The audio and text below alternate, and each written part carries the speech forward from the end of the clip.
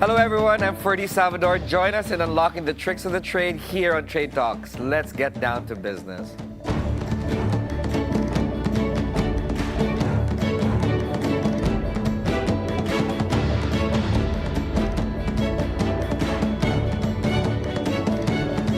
French artist Thomas Godin returns to Manila for his latest exhibit of prints, engravings, and glass sculptures.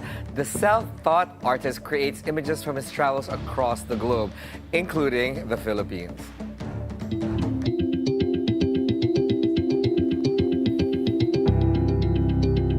How big is the Philippine influence in his masterpieces? We'll get the answer from the artist himself. Let's welcome to the program, Thomas Godin.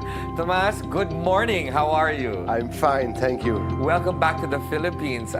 This exhibit of yours is very exciting, and I know you're still jet lagging from your travels. And of course, we want to know everything about your pieces. Now, how did your journey as an artist begin? Oh, as a child in Saint-Paul de Léon, Brittany, Okay. on the show with the landscape, the tides, the granite, and it was actually my first studio. Oh, okay. Nature. You were. Yeah. And how old were you? Oh, I was a child, little child, but as an artist, I became really later. Really later, I discovered engraving by chance, and I immediately knew that it would be my life. Right, because I saw some of your pieces. It looks like you're actually looking at a microscope. That's the impression on me. It's so beautiful. It transports you to a different universe. And as a self-taught artist, this is a difficult thing. I mean, obviously, we know it's pure genius, right? But how does an artist become a self-taught artist, aside from the obvious reasons?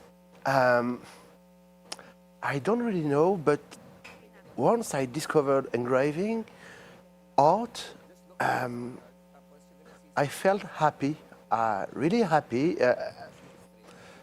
There is a new world in the world, a world beneath, and everything, I was pleased by everything, because you have chemistry with the acid, mechanic with the press, and this kind of zen, calm when you are creating, and everything was there. I mean, listening to you, I'm already calm. You're transporting me to your own beautiful world. But of course, engraving is sometimes taught by a master or sometimes people become an apprentice when it comes to carving. How did you learn that?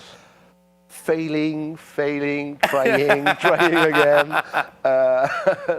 A lesson of humility, but yeah. I learned, I became what I am today thanks to the engraving humility, because you can't fail, you just have to focus, and it's, yeah, to try again. Right, because, engraving, as when I was going to art classes in school, right? Oh, you would, they would teach you how to engrave or cut lines and cut certain things on rubber. Yeah, and absolutely. then you use that to make a stamp, right? Yeah. And I can imagine the failures you're saying, because that in itself, I didn't have any talent for.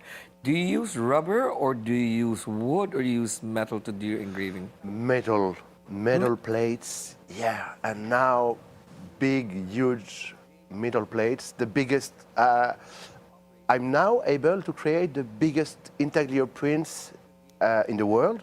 Wow.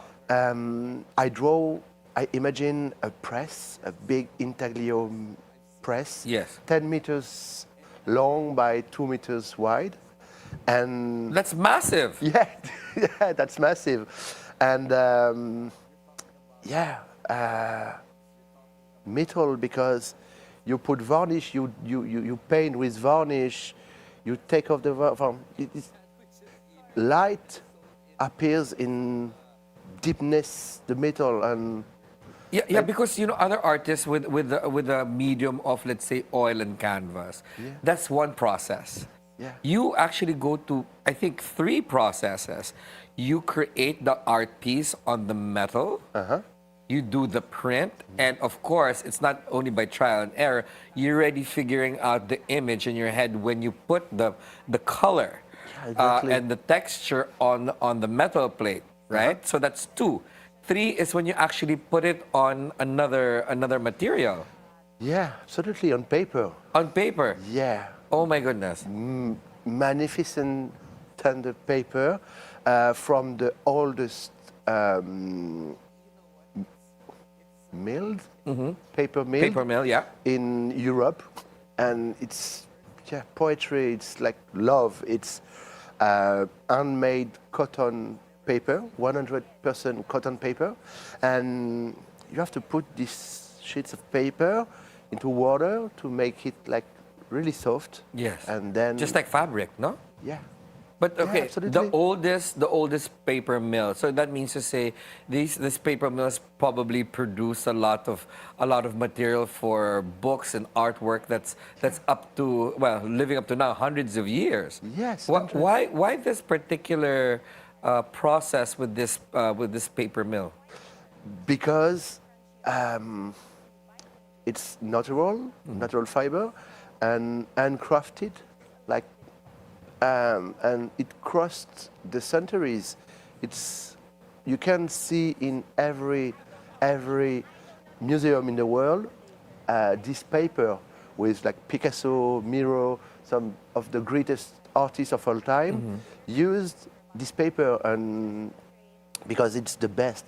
It's really, really tender, really soft and pure, and so just want to get the best. But okay, is it difficult for you as a visual artist to explain your process to lay people like myself that only know about canvas and oil? No, that's kind of easy. It's stamps, complicated stamps, but I take a metal plate, then put varnish, so the plate is black, protected. Then kind of little tools to take off the varnish, to draw into the plate. So my drawing, I can draw a landscape or you. I take the varnish, and then the landscape will appear in the metal color. Okay, so the varnish is thick. Yeah, really thick. And how long does it Like take painting. Yes, how long does it take to finish a masterpiece? Oh wow, oh wow, wow, wow, months, a year. It's kind of crazy because it's everyday work. Once I wake up, coffee, then onto my plates to draw, because it's really, really, really, really, really long process. And you memorize where you stopped. Yeah. Oh my God, so do you do two at a time? Or because, okay, so you've got one metal print, and that's only specified for one art piece, or you can multiply this to a series? That's a really good question, because engraving, printmaking is about printing a lot of pieces from the same plate, but I can't do twice the same because it's. Oh, you can't do two at the same time? I can't because it's at the same time engraving, but also painting, because I mix all my colors like a sculpture with oil, acrylic, emulsified oil. So I paint with my hands. So once I print the plate on the paper, Right. I can use twice the same plate, but it won't be exactly the The same art piece. Impossible. Okay, do So- you keep the plate, or Yeah. And you archive that plate already with the engraving on the enamel? Yeah. Oh my, I can't imagine your warehouse. It must be like a construction site with all these metal plates. Absolutely. Right, because your work blends memory, place, and imagination. How would you describe the essence of your pieces? Oh, it's about humanity, culture, languages, universality. I'm really rooted my roots are in Brittany. I speak traditional endemic Breton language. Of course, I'm French. I speak French, but my roots are in Brittany, and Brittany to me is not a place. It's not something you live Yes. behind. It's a world inside you. All the Britain can tell you that.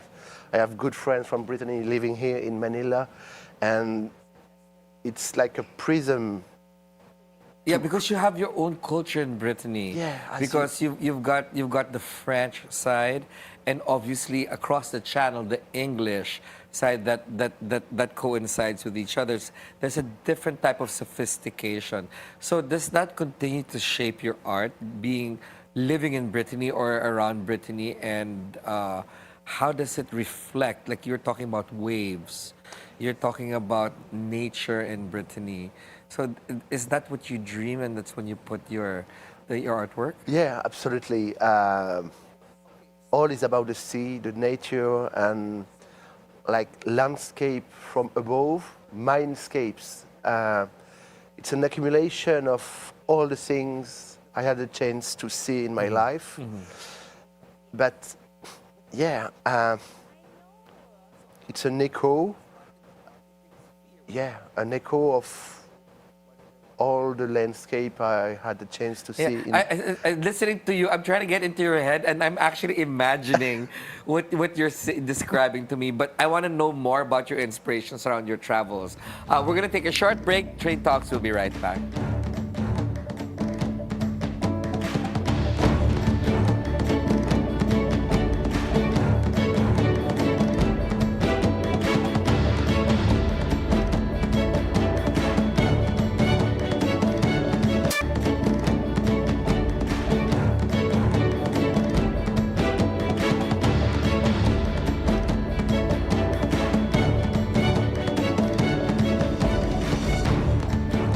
Welcome back to Trade Talks, The High Life. We continue our conversation with artist Thomas Godin.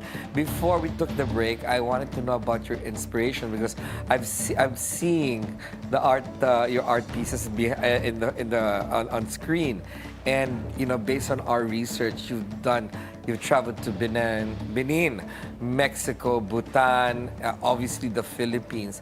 How do these sceneries or experiences shape what your collections become per season? Oh, that's a rich question. Mexico, the colors, maybe. Bhutan, the Himalaya, Ines, the Philippines, everything at once. And to me, to travel is a chance, a big chance, and it doesn't add layers to my work, but it dissolves the borders. So to keep the essence of humanity, and that's what I'm talking about in my discs, my circles. It's like kind of everything at once. Yes, I'm referring back to some of your art pieces that's being projected, and I hope you take this as a compliment, but it's giving me a lot of Cézanne. Especially that that piece of yours, which is on the grass, and it's blue. Yeah. It reminds me about the river and Cézanne. Is that an inspiration of yours as well? Yeah, yes, absolutely. I'm really glad of that, because to me, all the things I do is to remind some dreams, some part of history of the people, and I'm really glad if it can give some emotions like yes, that. Yes, absolutely. But again, you're back. This is your second exhibit in the Philippines, right? Yeah. And why the Philippines? I totally fell in love with the Philippines the first time. I had the chance to discover the country thanks to Jacques-Christophe Branelec and Jacques Branelec. They are from the same city as me, Saint-Paul-de-Léon in Brittany. And I grew up in the 500th century bishop house of Wow. the the religious Catholic capital of Yes. Brittany. Yes. And Jacques Bradenec grew up in front of in the family. The Bradenec family has a really strong Connection to connection. the town. And so we became really close friends when we were a child, like sailing together. And they invited me to discover the Philippines more than 15 years ago. Time's going fast. And the first time, yeah, I fell in love with the people, the landscape. You have, yeah, strength and tenderness. The people is just unbelievable. Yes, because you know what, Thomas, I'm sure you will be embraced again for your second exhibit here. Art in the Philippines is booming, and I don't know if you've seen or felt that this is true, right? Do you think that the Philippines can be the new center for art? Activities in the region, because obviously Hong Kong and Singapore, big art centers. Tokyo, Kyoto, those are big art centers. Do you think the Philippines can be the next one? Definitely, definitely. I saw so many things, amazing things here. It's like boiling. All the young, everybody, the young people are creating crazy pieces. And to tell you more, I also own a TV show. Oh. A presenter, yes. Presenter in Breton language in Brittany for French TV, and I push to make an episode about the Philippines, art in the Philippines, because it's just so amazing. And what did you present? I present some artists from the Philippines, and the next one is like about young people creating in the Philippines. So we've been to Manila, to Cebu, to a lot of places at the art school, of course, and we interviewed a lot of young people, and yeah, to me, it's the place to be. Wow. And what do you think we should be doing correctly to make sure that the Philippines is the next art epicenter of this region? Just continue like that, because yeah, there is a lot of beautiful exhibitions, galleries, museum, schools, incredible schools. The place Baguio is really inspiring too. Really? I grew up there. You have everything here in the Philippines. You have everything. Nothing to change. Just continue as you are, because, yeah, richness, the country, the people, the culture, everything is there, and that inspired me a lot deeply, because you are really connected to nature, to your culture, to different languages, so yeah, it's blooming.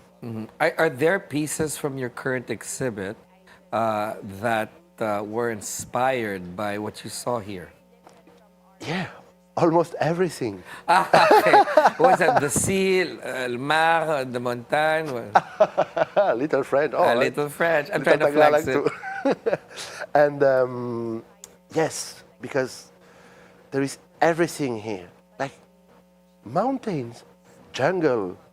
You can be on an amazing island, cross the jungle until the peak.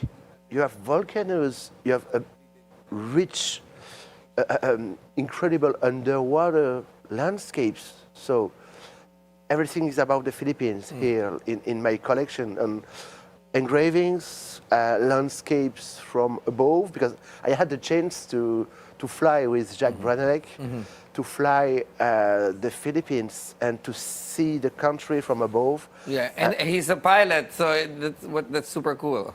Yeah, and also glass. Now. Do you see a connection aside from your familiar bond with the Bradenlecs? Do you see a connection between Brittany, the Brittany's? So how do I call the people from Brittany? Breton? Yeah, Breton. Yeah, Breton and the Filipino people. Do you see a connection there? Yes, because absolutely they live by and with the sea. They are really connected to their culture, own culture, different languages, and they resist and through music too. There is a strong, yeah, connection to me. That's why I feel home here. That's why, because And plus, we have this. We have oysters too, and they're good. you're right, you're right. So, Toma, where do you see your art after Manila? Where are you going to take this caravan? Would love Cebu.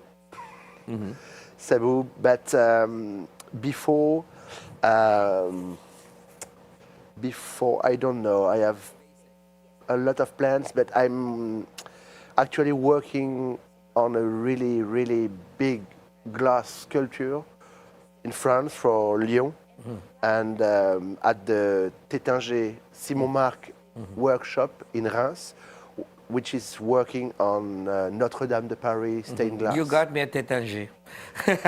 One of my favorites. Just visit me. Yes, absolutely. But Yeah. last few questions for you, Toma. What is your worst investment?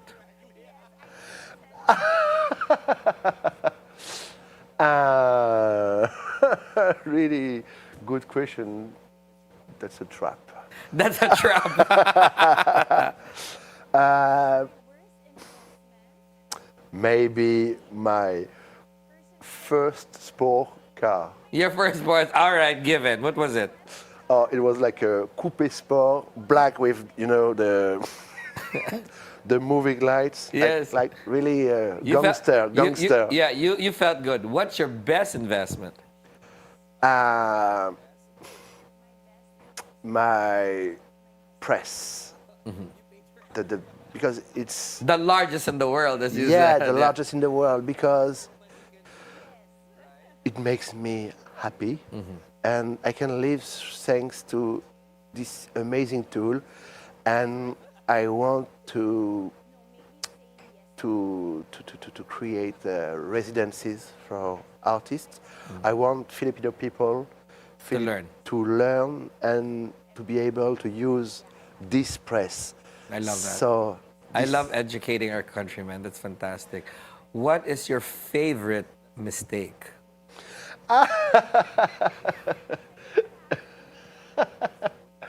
to I often do that when in the middle of the week of nowhere. Okay, let's go straight to the airport. See the screen. Okay. I would love to do that. That's not a mistake. That's your favorite adventure. Well, Toma, thank you so much for being on the Thank show. you. Maraming And salamat. good luck on your exhibit this coming week. And we hope to have you back on this show. I would love to. And I hope not Thank all you. the pieces are sold out already, okay? That's to sell. Thank you. And that is it for today's show. I'm Ferdi Salvador. Catch the Bilyonaryo News Channel, Free TV Channel 31, and on cable via Cignal Channel 24. Thank you for watching the Bilyonaryo News Channel, always on top.